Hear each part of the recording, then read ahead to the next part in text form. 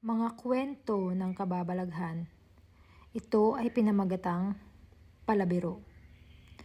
Lahat tayo ay may kanya-kanyang kwento ng kababalaghan o katatakutan na talagang tumatak na sa ating isipan. Nais kong ibahagi sa inyo ang aking sariling karanasan. Mayroon akong tiyuhin na sobrang palabiro. At nang pumanaw siya, lahat ay takot na takot dahil nga sa kanyang ugali noong nabubuhay pa.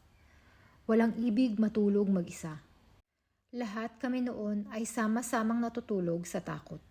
Sa mismong araw na namatay siya, ay nakita siya ng kapitbahay na naglalakad sa kalsada, dire-diretso at hindi man lang lumilingon. Nasabi daw niya sa kanyang sarili na nakalabas na pala siya sa ospital. Nang parehong araw ding yun, ay nakita din siya ng isa kong pang tiyuhin na naglalakad sa kalsada. Sa pagkakataon na yon ay alam na niyang wala na siya. Dahil paano nga maglalakad kung ito'y walang malay sa ospital?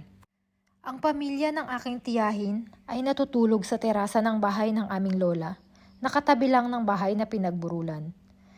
Gumising siya ng madaling araw at umuwi sa kanilang bahay na hindi din naman kalayuan.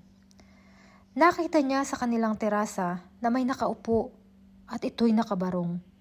Sa takot niya ay hindi na niya halos masusian ang pinto upang buksan.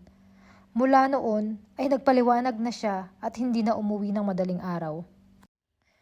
Kahit ako ay hindi nakaligtas sa kanyang pagbibiro. Gabi noon, umaambon-ambon pa.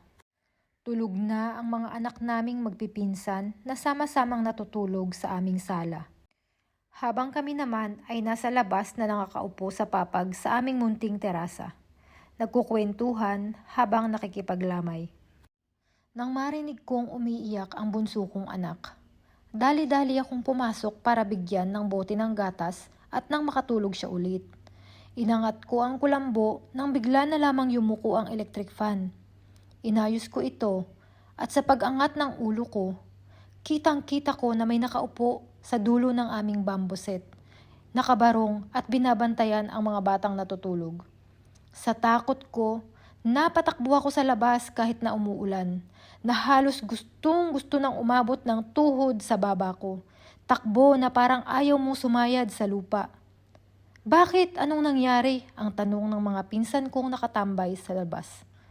Nang ikwento ko sa kanila ay lalo na nga pong nagkatakutan at walang gustong matulog ng gabi na yon. Hanggang ngayon ay napakalinaw pa sa aking isipan ang nangyari ng gabi na yon. Ikaw, may kwento ka din bang nakakatakot?